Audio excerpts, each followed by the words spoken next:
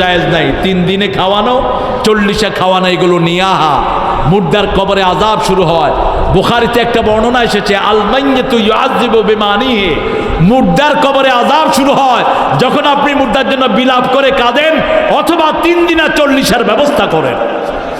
এটা আমরা করব না। গরিব লোককে গোপনে খাওয়া দিব, তাতে খুশি হবেন কে? কিন্তু সব লোকদেরকে ডেকে, একটা হলো পয়সাওয়ালাদের খাওয়া, আরেকটা গরিবের খাওয়া, ঠিক না বেটি? আচ্ছা বলেন তো, কেউ কি খেতে আসে কেঁদে খেতে আসে? কেঁদে কেঁদে কেউ খায়? খাওয়া মানে হলো আনন্দ, ঠিক না বেটি? খাওয়া মানে কি? তো আপনার আব্বা মারা গেছে 3 দিনের ভিতরে আপনি আনন্দ করেন কেমনে মূর্খের মতো? আপনার বাপ মারা গেছে 40 করেন কেমনে আপনি? আপনি এতিমের কাছে খাবার পৌঁছে দেন, আপনার গরিব আত্মীয়দের হাতে টাকা দিয়ে দেন, তুমি খেয়ে নিও। রাসূল সাল্লাল্লাহু আলাইহি ওয়াসাল্লাম 12টা কাজের কথা বলেছেন। কয়টা? 12টা কাজ। এর মধ্যে সর্বশ্রেষ্ঠ হলো আপনি কোনো মুর্দা মারা গেছেন, তার পক্ষ থেকে আপনি একটা নাহারুন আজরাহু, একটা নদী প্রবাহিত করে দেন, একটা টিউবওয়েল গেড়ে দেন, অথবা কোনো এতিম যারা খেতে পায় না এদেরকে আপনি খাওয়ার ব্যবস্থা করেন। খুশি হবেন কে? মসজিদুন বানাহা, একটা মসজিদ বানিয়ে দেন। খুশি হবেন কে? একটা ছেলে পড়তে পারে না, গোপনে তাকে পয়সা দিয়ে দেন পড়ার, ওই মুর্দার পক্ষ থেকে। খুশি হবেন কে? একটা লোকের ঘর নাই, ওই লোকটাকে মুর্দার পক্ষ থেকে ঘর বানায় দেন। খুশি হবেন কে? মুর্দার বন্ধু বান্ধবকে যদি আপনি সহযোগিতা করেন, মুর্দার ভাই, যেমন রাসূল সাল্লাল্লাহু আলাইহি ওয়াসাল্লামের বিবি মা খাদিজা যখন চলে গেলেন, মা খাদিজাতুল কুবরার বান্ধবীদের কাছে উপহার পাঠাতেন মুহাম্মদ রাসূলুল্লাহ।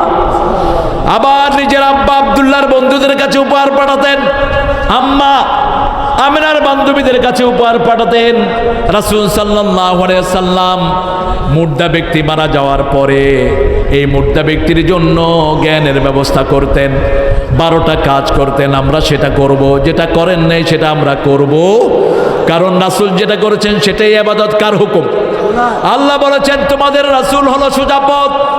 ইয়াসিন পড়েন, ইয়াসিন ওয়াল কুরআনিল হাকীম ইন্নাকা লামিনাল মুরসালিন আলা সিরাতিম মুস্তাকিম।